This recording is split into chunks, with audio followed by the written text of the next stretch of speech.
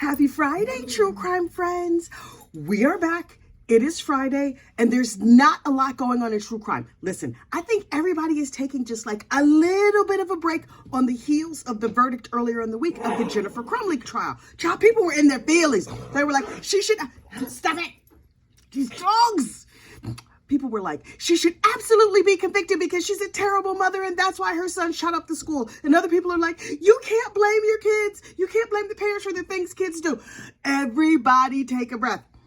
This is what we need to remember, that this judge, if you know this judge like I know this judge, or y'all, I know this judge, she is a fair and compassionate judge.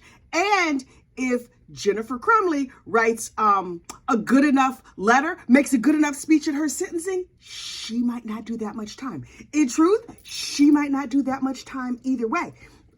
Holly, okay. I'm holding this dog so that she doesn't bark, but now the other one is barking. It's like they're trying to drive me out of my mind. So to help out Jennifer Crumbley, I think that we should just, first of all, everybody take a giant deep breath, and then we should work together to help write a letter so that she could explain to the judge what happened. For example, Your Honor, I stand here before you today, adjudicated guilty by a jury of my peers. But what I really want you to know is they don't know me. I mean, it's not like I slept with all of their husbands. I mean, yes, I might have, but most of them I probably didn't. Plus, some of them are married to women, and I'm totally not into women. That is point number one. Point number two, the school should have known. Yes, I was raising and parenting him, but I was off riding horses and drinking beer and doing other important things in the community. I was drinking beer in the community, and my son could have come with me, and he didn't. So, oops. I'm trying to think of other excuses for poor Mrs. Crumbley.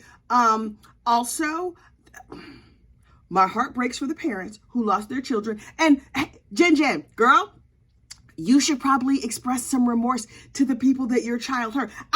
It's a wild idea. But if you express remorse and say like, I might have screwed this up, that's going to go a long way. No more of this like, I would not have changed a thing. Ma'am, that's not where we should be going with this. I'm just saying we should work together as a community to help this no account, terrible parent get her best sentence. I don't even know what a win is here. Honestly, maybe there's not a win. But in other true crime news, we need to pause for a moment to remember the dearly departed Paula Belmont. Do you remember Paula Belmont? The Treehouse murder case? Paula lived in a treehouse that was not really in a tree and was not really a house. She was an unhoused person down there in Key West, Florida, where apparently there's a lot of unhoused people. Okay, I just thought it was like mansions and stuff, but in that trial we learned that it's a lot of unhoused people who are narcotics enthusiasts who just sort of like roam around and enjoy their narcotics and bonk each other on the head and rob each other. And in my mind, that sounds like a group of like teenagers, like late teens to 20s who was like escaping their mama's house and they just went down to Florida because the weather is warm. Turns out this is a bunch of like senior citizens. It was a bunch of old people who were old enough to know better. I mean, if you want to be a beach bum, live your beach bum life. It's none of my business, but that's probably not going to be that good for your health. Also, crack and breakfast beer and cocaine, also not going to be that good for your health. But Paula didn't let that stand in her way, and she got a little bit sick. Yes, she was possibly a sex worker. Maybe she was giving it away for free. I don't know. I don't want to judge the woman. But she was living rough, wild, in a tree. Who lives in a tree? Monkeys, gorillas, animals? Anyway, not to judge Miss Paula, but Miss Paula has slipped the surly bonds of this earth to touch the face of crack? Okay. She's passed on. And I hope that she is enjoying narcotics in a treehouse in the sky. I don't know what to say about Miss Paula. So pour a little out for her or toke a little up to her. I don't know what you do to celebrate the life of a dearly departed narcotics enthusiast, but may she rest in peace. Although something tells me that if you get high enough and live in a tree, you was probably in peace on this side of glory too. So good luck, Paula. Safe travels. Also, the judge in that case, that is the case of Ty Tucker versus the state of Florida. No, the state of Florida versus Ty Tucker. The judge has had enough of everybody. Now listen, the judge in the case made it very, very clear that he was sick to death of Ty Tucker. He could not stand him. He thought he's an idiot. Now listen, I'm not putting nothing on the judge, just based on hearing him speak and his body language and the degree to which he acted like he had an Excedrin headache during the whole trial. The whole time he was like this, Mr. Tucker. He has disqualified himself. And that's probably good for everybody because that judge, I don't remember his name. Oh, he was sick of Ty Tucker. Oh, he was sick of Ty Tucker. And so he has come forward and said, judicial people, whoever is in charge of judges, please, I can't deal with that Mama Luke no more. That idiot pranced in my courtroom. He was late all the time. You should have seen what he was wearing. His attitude was terrible. I constantly had to explain the law to him. I'm sick of everybody, the pro se defendant and the state. I just wanted to bang their heads together. I was so sick of them. So the jury hung. So there's going to be a retrial. And that judge was like, nah, it's going to be a no for me, dog, in judicial language. So the judge from that case, he's not going to do the retrial. Also, he no longer has to deal with Miss Paula Belmont, although I guess he wouldn't have to deal with her anyway. Now would he? So Paula's gone. The judge is gone. Oh, but Ty Tucker, he's coming back unless the state gives their ears a good tug and gets their head out of their butt and says, you know what, we're going to take a pass on this. But I suspect that the state is like, nope, we will try again to convict him. I suspect that they will fail at that, but we're going to see what happens. Good luck, Key West. Last but certainly not least, there's a case that is a little bit troubling to me, so I'm not going to cover it in detail, but I need to touch on one aspect of it. This is the memory card murder. Have y'all heard about this case? So a lady gets a ride. A lady of the night gets a ride from a customer. They're going to have a date. Like you do. They're in Alaska. So he was like, listen, before you give me my half and half, I'm gonna need to stop at this ATM machine and get a little cash out. She was like, okay, no problem. I'll just sit here in the car. And while she's sitting here in the car, she starts flipping around, and you know how you look in the glove box because you nosy. Just me? Okay, whatever. She was looking in the center console and she saw a memory card. Now, why she stole just a memory card, I will never know. Maybe she was like, oh, I've been needing one of these for my camera. Okay, let me just take this little memory card. So she steals a memory card, and then she goes on and she does her customer service. I don't know what you can call it here on the YouTubes. Anyway, she services her customer, gives him customer service, whatever it is. And then she gets home and she's like, oh, right here in my pocket, next to this crack rock, there is this little memory card. Let me just slide this in and see what's on here. And so she looks at it, and her customer, turns out, was a serial unaliver. What? What? Ma'am, you're having a bad day. Maybe you're having a good day if you discover that the serial unaliver didn't serially unalive you. So she was like, what should I do with this? Okay, I know what I'm going to do. I'm going to take it to the police because that's the right thing to do. So she takes the memory card down to the police station, and she was like, hey, I found this in the street, and there's a dude on here where there's images where the dude recorded himself unaliving people and talking about the fact that he was unaliving them and that he's a serial unaliver. And the cops are like, please have a seat, ma'am. Let's put a towel on this chair first because we don't know where you've been. But so she sits down and she's like, yeah, I found it. And they were like, well, what street? Under what circumstances? And they asked her enough questions. And finally she was like, okay, I stole it from a dude. Could stealing be considered a virtuous act in this case? I'm not even, there's so much criminality. So she was a sex worker, which maybe it shouldn't be illegal. Maybe it should. I don't know. I'm not even standing in judgment on that fact. She was committing a crime, and she was getting money from a dude who was also committing a crime. And she committed a crime while she committed a second crime, the crime of theft, while she was committing the crime of commerce of her nether region. Child, this case is a mess. So the dude he had a distinctive voice. it was a white man living in Africa with living in Alaska who was from South Africa, and he had a deep, like a distinctive South African accent.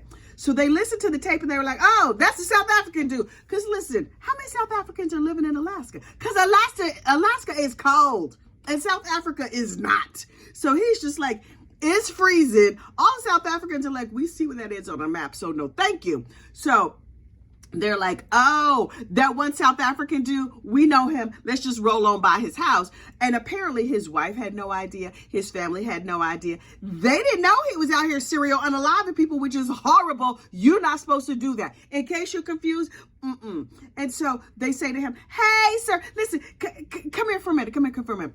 We have this tape of you on now.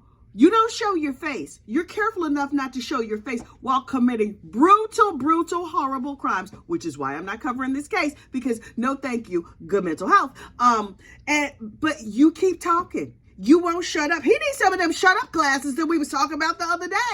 He's on the tape going like, die, and saying other such things. And then he says, what these ladies don't know is everybody in my movie died. What, sir? First of all, that's not good dialogue. Second of all, it's rude. Third, you're not supposed to unalive people. Fourth, you certainly shouldn't serially unalive people because not only is it illegal, it's awful. It makes you an awful human being. He's like, right. So you have this tape. I mean, this card. This shows me committing the heinous act. Your Honor, I plead not guilty.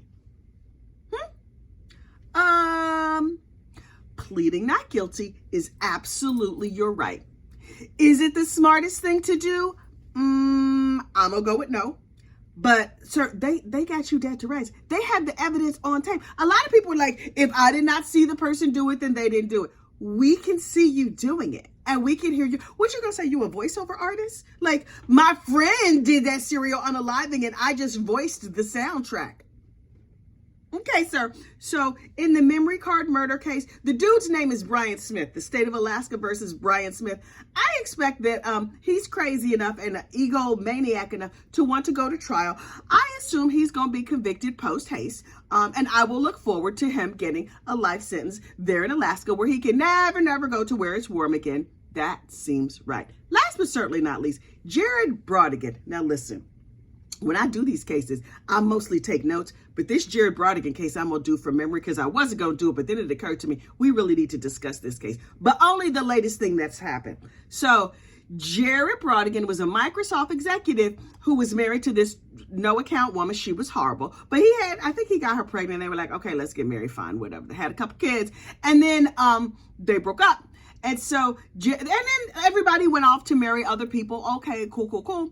And then, the wife's new husband was like, I really don't like your ex. Let's unalive him. And so they made a plan. And so they unalived poor Jared, the Microsoft executive. And then they tried to say, I think his new wife did it.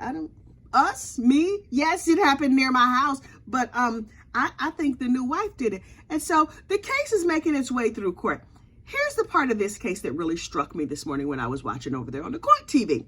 That is that the wife is saying, number one, can you please let me out on bail? Yes, I come from a very, very rich family and we have enough money to just do anything we want to do. But I pinky promise that I'm not going to run away if you let me out. Sure, ma'am, because you're so reliable. Okay, so also, excuse me. Oh, that little amphibian still living in my throat. Hang on. She also says that the state should be disqualified from the case. The entire state, the whole district attorney's office should be disqualified from the case. So you would like to get them thrown out. Ma'am, who will prosecute you then? Can another state come in? I think that's taking place in California or Florida, someplace where it's warm. Can you just bring in like people from Maine to prosecute? What happens when the state gets disqualified? For the record, I don't think the state's gonna get disqualified, but it is a bold ask, and I appreciate her asking. And she's like, I have strong ties to this community. I promise not to leave the community, ma'am. And she's like, and I've surrendered my passport. You know, you could just walk across the border though, right? You could get a parasail and sail across the border. You could get a boat and float across the border. It's a whole lot of ways to leave the country. Maybe she's a good swimmer and she's gonna swim to another country. She could walk to Canada. I mean, I think this lady is really bold, really interesting, possibly really crazy. She also went on to say, like, yes, my husband and I are both being tried for this case. I don't know him, ma'am. The fact that you married him is an indication that you might know him, both like literally and biblically. Like, you know him, girl, you know him. But apparently she was dating him, and then her ex-husband was like, right, I don't want anybody around my kids unless it's somebody you're married to. And she was like, great, well, I will just marry this dude that I just started dating. And then, so after they got married, they got to know each other. So she didn't really know him that good. So maybe her new husband, which was a marriage of convenience, I guess, committed the unaliving with his tenant. But something tells me if y'all lived in the same house together, you might have known something about that. Also, the fact that she's so willing to be like, who, him? We just met. Yes, we've been married for a couple of years, but I don't really like know him like that. Sir, you in trouble. You are in trouble. She just randomly is like, not me. That's not going to go good for either one of them. Sir, something tells me she going to testify against him. She's going to I was minding my business, sipping a cup of coffee. He came up with the idea to unalive my ex-husband. And I was like, yeah, sure. Seems like a good idea because I thought he was kidding. And yes, I paid the money. But then later I was like, oh, this is a shocking development. I can't believe this is happening. Wait, why am I in handcuffs? How you going to arrest me? I'm a nice lady with a lot of money. So I'm going to be keeping an eye on that case. All them people get on my nerves. I'm going to tell you the truth. They all get on my nerves. But I'm going to keep an eye on that case. In the meantime, the most important thing that's happening around here is that, oh, you can see it right there. That right there is a spinning wheel. Like a Rumpelstiltskin type spinning wheel where you spin things into other things. In my case, I'm making yarn. This is the yarn that I made yesterday. Isn't she pretty? I love it. So I have not been focused so much on true crime. Well, I have been focused. I've been putting my little earbuds in and listening to true crime while I spend hours and hours on my spinning wheel making yarn. And that is what I'm about to get back to today. So y'all have a great day. This yarn is not going to spin itself. So I got things to do. Wait, did I say like and subscribe? I probably didn't because I usually forget. But anyway, like the video, subscribe to the channel. And today I'm going to remember to put the bingo card down in comments. So if you want to play bingo, just go back and listen to the episode again. And if you get bingo, I'll send you a prize. Yes, we have prizes. So I'm going to remember to do that. So y'all have a great, safe day. And I'm going to go do my spinning wheel. I'll talk to you later. Bye.